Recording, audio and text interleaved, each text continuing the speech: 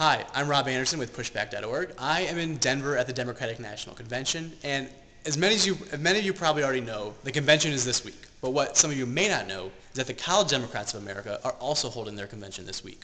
One of the points of the convention is to elect a new president of the College Dems. And I am lucky enough today to be standing with Katie Naranjo, who is the newly elected president of the College Democrats of America. So, first of all, Katie, congratulations on your win. Thanks. I guess the first question I wanted to ask is, like, who are you? What do you do? Where are you from? Well, my name is Katie Naranjo. I'm from East Texas, and I go to school at the University of Texas at Austin. And I am a senior in government public relations, and I am a lifelong Democrat. Great. So for people who don't know what the College Democrats do or what the president of the College Democrats does, can you tell us a little bit about that? Essentially, the College Democrats president is meant to lead the organization, help with the structure of it, trying to expand membership and getting new chapters, invigorating more young people to get involved in the democratic processes, and then continue to provide a youth voice when it comes to different policies and proposals. For instance, the college affordability bill that passed last year is a good example of a youth-led initiative that the College Democrats president Lauren Wolf and I worked on. This year we have a unique role in that the College Democrats president will be working in tandem with the president of SFBO in order to help make sure that campaigning on college campuses for Senator Barack Obama moves smoothly and effectively. So it plays a dual role this year as also working for the Obama campaign as well. So what are are there any challenges that the election year sort of poses for you guys? For young people especially, actually voting is a very difficult process. If you're a college student, sometimes establishing residency is an issue because you have ID laws or you have to live in a certain place for a certain amount of time in order to vote. And also voting locations are not in the easiest places to get if you don't have a car or if you don't know where to get to because you're not familiar with the area. So voting is especially difficult for young people, and also getting information out and messaging out about youth issues, not just to young people, but to older people as well. And so I think we have a lot of great ideas in place and plans to go through and meet these challenges head on and make sure that we have one of the highest turnouts of youth voting that we've seen in a long time. Great. So if we were to compare your presidency with the current presidential election, are you more like the candidate of change, or are you sort of more like the one more year of the same old administration?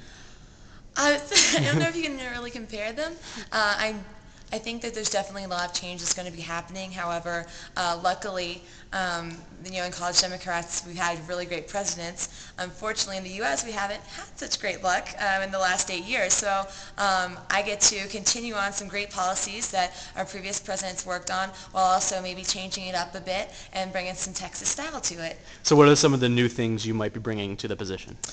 We are definitely working on a state partnership program that will help students who need money or assistance in terms of doing different programs like a voter registration drive or doing membership recruitment.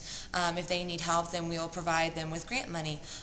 Also doing campaign evasions, which is something that the previous president has worked on as well. We're going to go into different states and help them with congressional, Senate, or presidential areas that need help and assistance with young people.